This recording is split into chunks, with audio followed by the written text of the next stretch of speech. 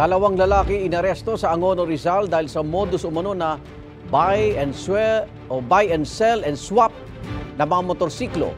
Aminadong isa sa modus, ang isa naman, iginit na nadamay lang siya.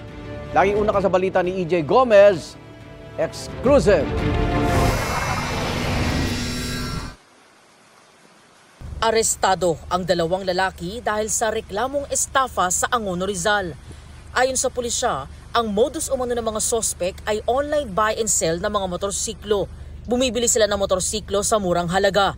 Ipopost online para maiswap sa ibang motorsiklo at saka ibebenta ang bagong unit sa mataas na presyo. Base sa investigasyon, isang lalaking 28 anyos ang nakipag-swap ng kanyang bike na nagkakahalaga ng humigit kumulang 100,000 piso sa scooter ng sospek na pareho umano ang halaga. Nangyari ito sa Antipolo City noong September 2 pero napag-alaman na nabili ng sospek ang kanyang scooter sa halagang 45,000 pesos lamang.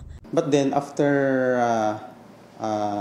a week, nung itong biktima natin is pumunta na sa LTO para sa transfer of ownership, doon niya found out na yun palang nakuha niyang motorcycle ay falsified ang mga documents. Sinubukan daw ng biktima na kontakin ang nakatransaksyon pero nakablock na ang kanyang number. Pinuntahan din daw niya ang sinabing address ng suspect na napag-alaman ng peke rin. Yung binigay pong identity nung nakapagpalit sa akin is iba po. Edited din po yung license. Nag-post siya ngayon doon sa isang online group chat about doon sa na-experience niya. Merong isang member din dyan sa messaging app na yan na nagmamatch yung dinidescribe ng motor. Na yun pala is for sale na. And that person is actually having a transaction para bilhin itong motorcycle na to. Doon na raw dumulog sa Angono Municipal Police Station ang biktima, katulong ang isa pang buyer na bibili sana ng big bike ng naunang biktima ng suspect sa halagang 95,000 pesos. Sa kanilang meet-up sa ML Quezon Avenue, Barangay San Isidro, Angono, Rizal nitong linggo, inaresto ng mga pulis ang suspect at kasabwat niya umano. Ayon sa suspect, taong 2019 nang magsimula siya mag-buy and sell ng mga bike na kalaunan ay na-upgrade sa trading ng mga motor. Aminado siya sa kanyang modus, pero aniya, nabiktima lang din daw siya ng napagbilhan ng motor sa online.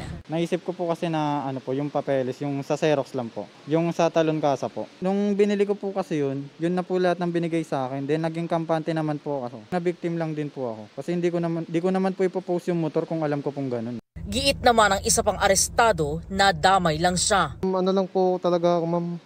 Actually, kaibigan niya lang po ako. Papailan natin sila ng complex crime of estafa through falsification of public documents. Tinitingnan din daw ang posibilidad na miyembro ng grupo ng illegal na nagbabuy and sell ng mga motorsiklo ang dalawang suspect na nakakulong na sa custodial facility ng Angono Municipal Police Station. Ito ang unang balita. EJ Gomez para sa GMA Integrated News.